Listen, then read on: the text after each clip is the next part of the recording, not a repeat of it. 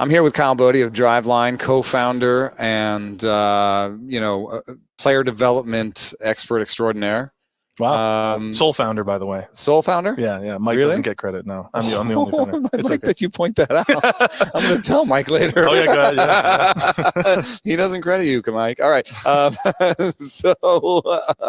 I've visited Driveline from when it was just a baby to the sort of behemoth it is today. And I just wanted you to share with our listeners a little bit of that story of, what you were up to when you got into baseball.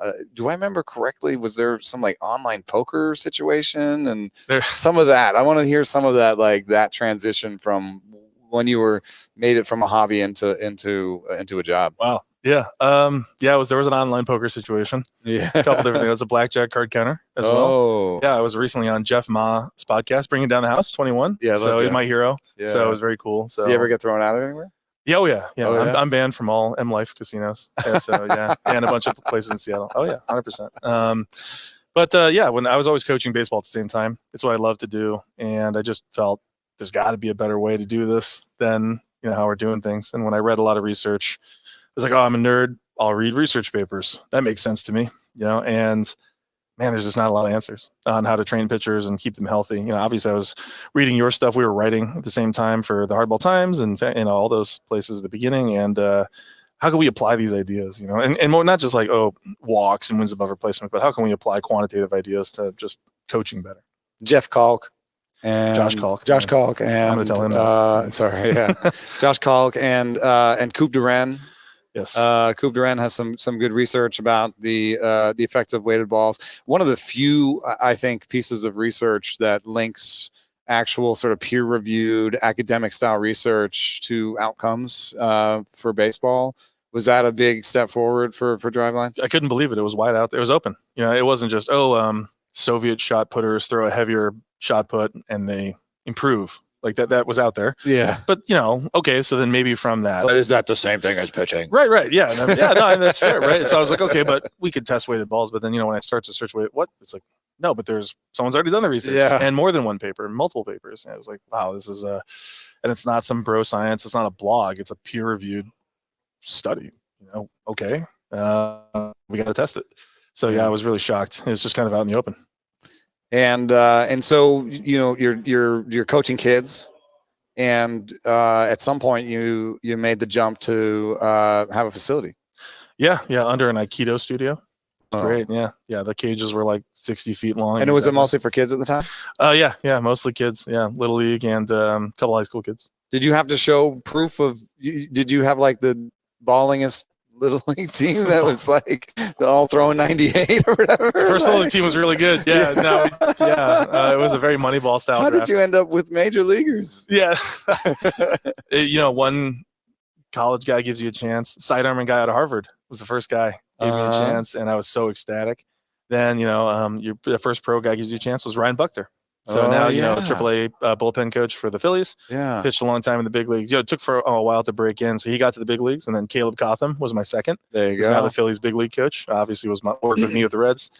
As I like to say, it's been downhill ever since. Your first two guys get to the big leagues. And but those guys, those guys give you a chance. And then you kind of break into some other things. You get some interviews with teams, that can go. And and then over time, the Astros gave me my first chance. And that was really formative to guys for 3 years and see, my first spring training with them. I remember telling Sig, just right to his face, I said, this is going to work.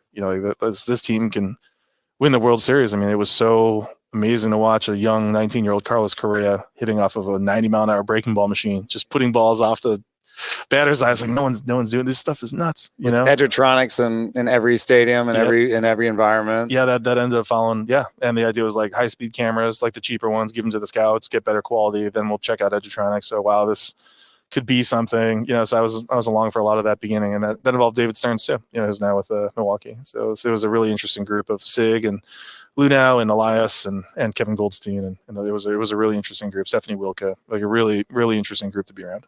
Yeah, I'm a big fan of if you don't measure, you don't know. and they seem to really espouse that.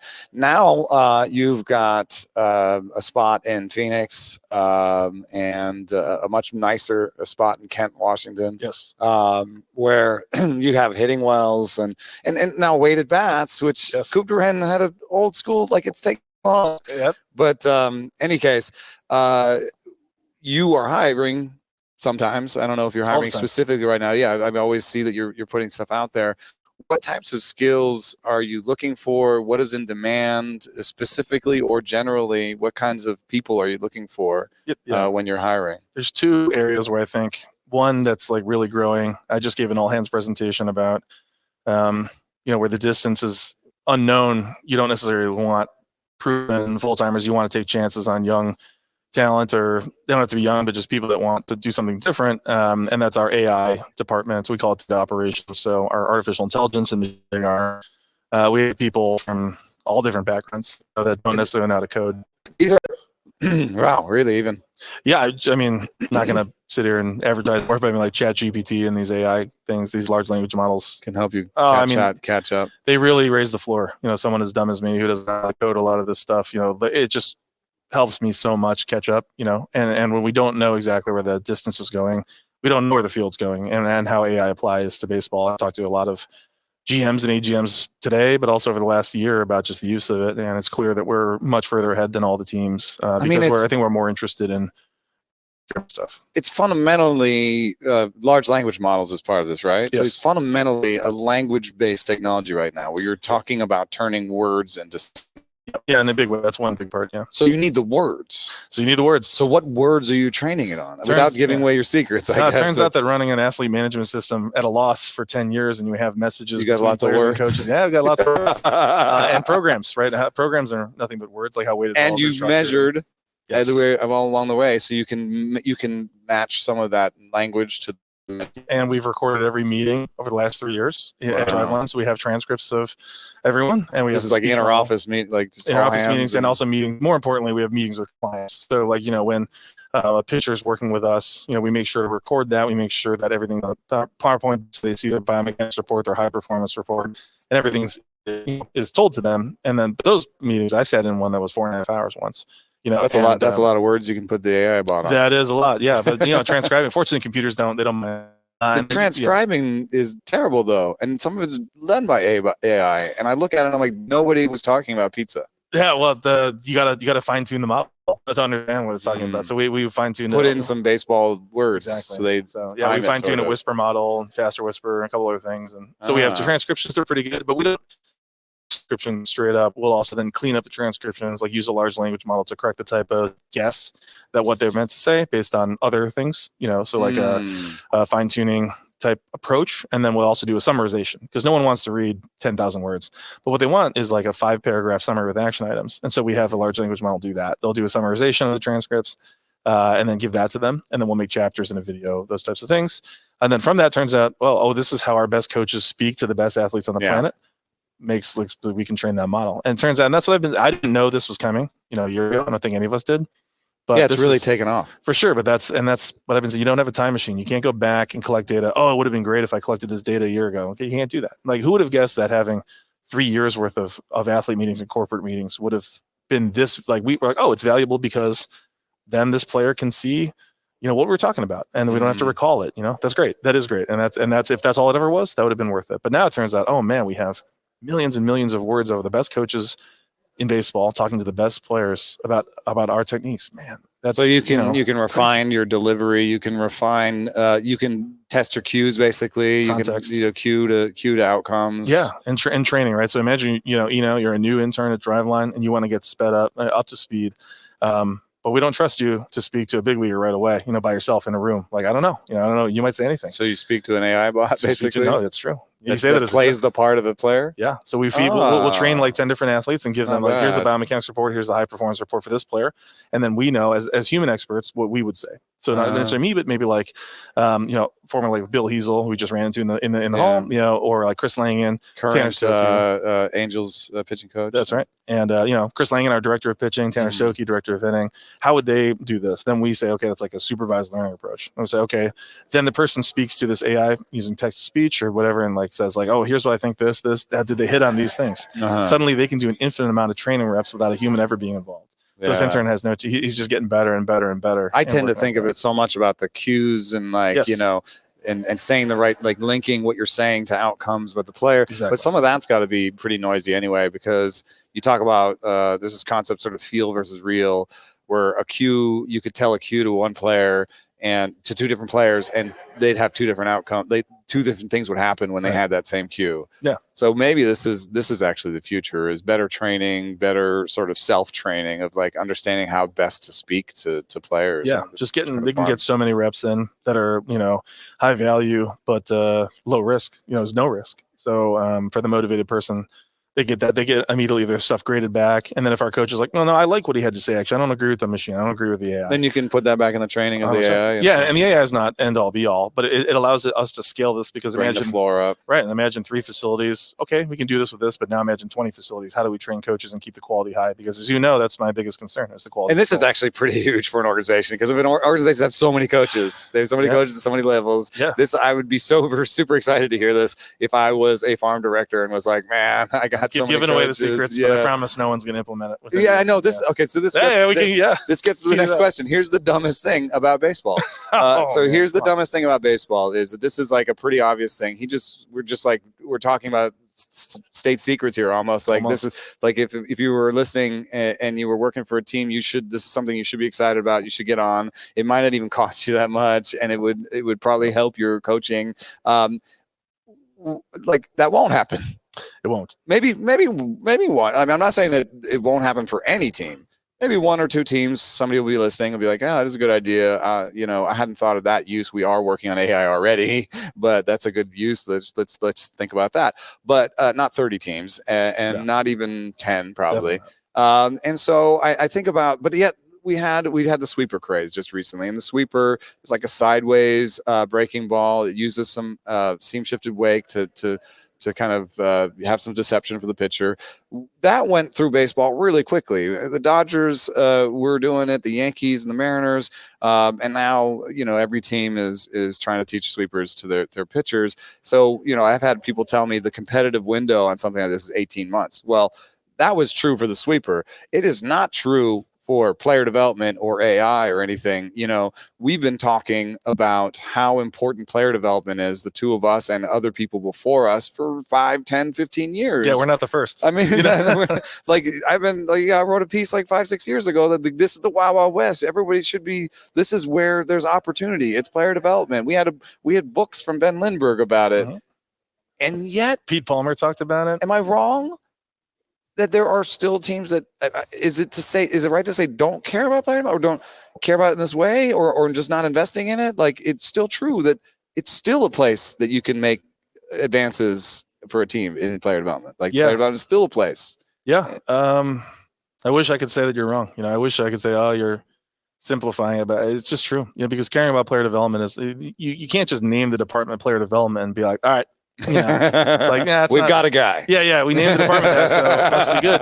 You know, so not quite, but you know, to me, player development is caring about it from the bottom of the stack to the top, and and to be honest, that was not, again, that's not my idea, and it's not even the person I learned it from. It's more of a Branch Rickey idea, right?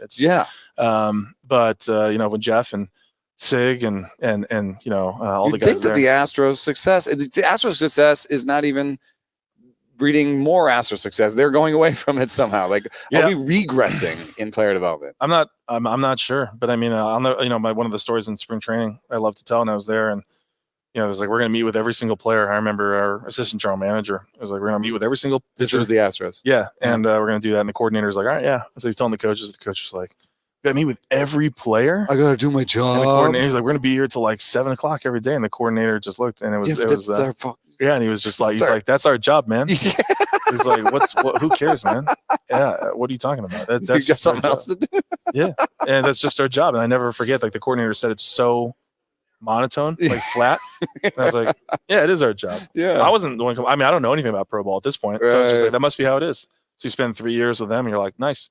You move on, you're like, well, certainly pro ball's like this. Oh my God. All right, no. But then you move on to teams like the Dodgers, and when I was there under Gabe Kapler, and it's very much like that. It was just starting, and from a different angle, right? Gabe's like, they're going to eat quality food, and we're going to care about them this way. Yeah. Right. So, and you find some of your greatest successes and some of your biggest annoyances. I remember eating in the cafeteria and someone was complaining about overcooked salmon in extended spring training. Mm-hmm. And I was like, that's how you know you've made it. Or complaining about it. You just want to now you know why AA coaches are so mad at the players, but it's like, that's actually success. Yeah, so probably it's better than giving them $5 for McDonald's. Right.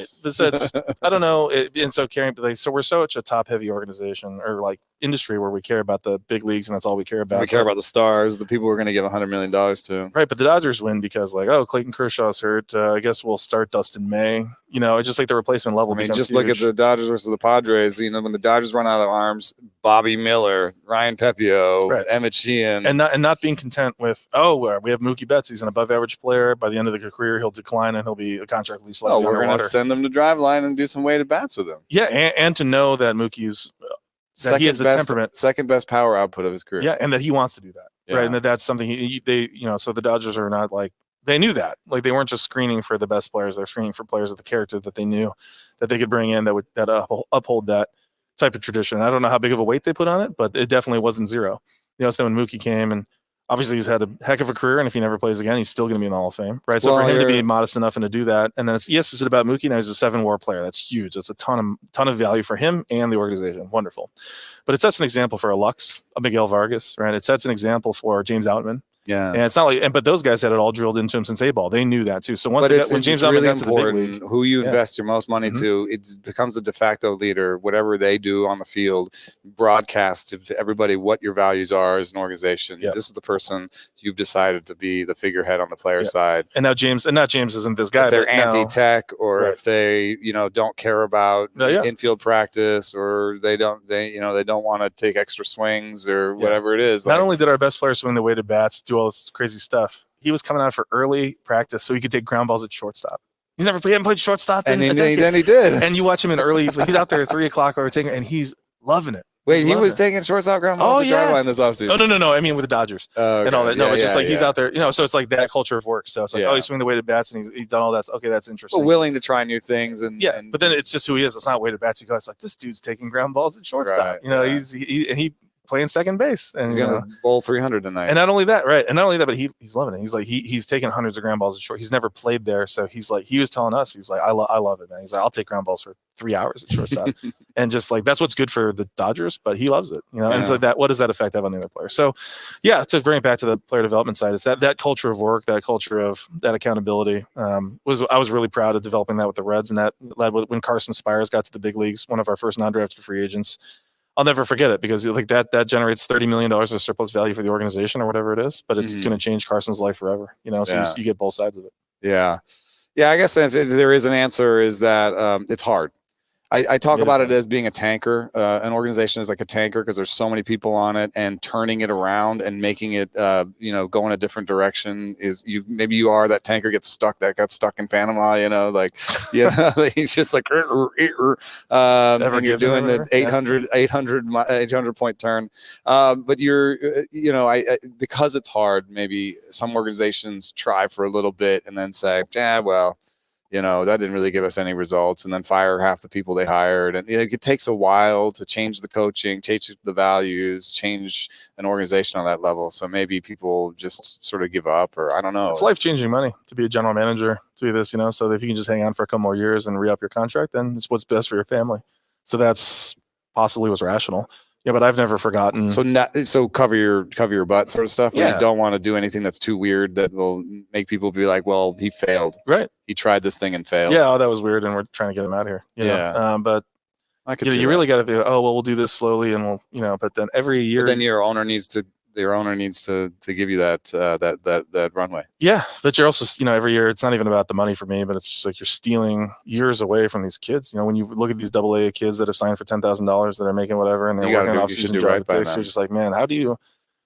I never, and that's what I'm looking for when you're hiring. You're looking for coaches that that care about that. They care about that the most, and they know by doing that, that's what's going to get them to the big leagues. Not just the player, but them. And I saw that with Houston. It's like they hired a bunch of misfits, right? With the Drew Frenches, now big league coach for the Angels. That's Barry Enright. Drew is now with the Orioles. But Drew and Chris Holt and Pete Patilla, now GM. Chris Holt, right? director of pitching for the Orioles. Yeah, former big. And then all these guys, they hired all these guys. Like, who are these guys? And Bill Murphy, he's the big league pitching coach for the Astros. 3 games at Brown, got fired. So you're like, Drew French got fired at FIU. Chris Holt was coaching at Flagler and coaching in a little facility like Driveline. So you take these chances, and it's not about them. It's about their character. They train, and then as the Astros got better, every single one of them gets poached or promoted or gets that opportunity. And that's what we saw with the Reds. And that makes it hard also too, is because you have to maintain, you have to continue as you get poached, you have to keep hiring. But you have to understand that the work doesn't really end. Yeah, no, we've lost 45 people at Driveline to professional baseball, but that's part of it. And they realize you have to build a system around that. So we're like, do we want to put poison pills in the contracts, block their contracts? Or maybe we develop AI and that helps us train a bunch of new ones. Yeah, that's part of it too. Yeah, but it's about the system, right? The system is what does it. And so with the Reds, we went from coaches never getting an interview request with the Reds, before I got there, to they lost Forrest Herman. I'm not at liberty to say, but the other guy, plenty of other guys have gotten opportunities. Seth Etherton left for USC, right? Rob Wooten left for a private facility. He got an attractive offer. And then some of the other coaches and coordinators are getting interview requests all the time. And that's probably frustrating from the Reds' point of view, but it's very, I said that on my first day of work. I said, if we do this right, this is what's best for our careers too. Not just for the players, but like if we develop this system and care, and then these guys get there, when Carson Spires and Graham Ashcraft and these guys get to the big leagues, that will reflect, on them. Everybody. Yeah, and it's not about like, I'm the coach, I got this guy to the big leagues. No, we do it together as a team. If we do that, we all benefit. And that's what they saw. That's exactly what happened in Houston. It's exactly Cleveland, Dodgers, and now Cincinnati. You see it in all those places. Well, I wish you the best of luck, and that's it for us on this interview. But thanks again, Kyle Boddy, for coming by and talking to us. It's always a pleasure. Awesome.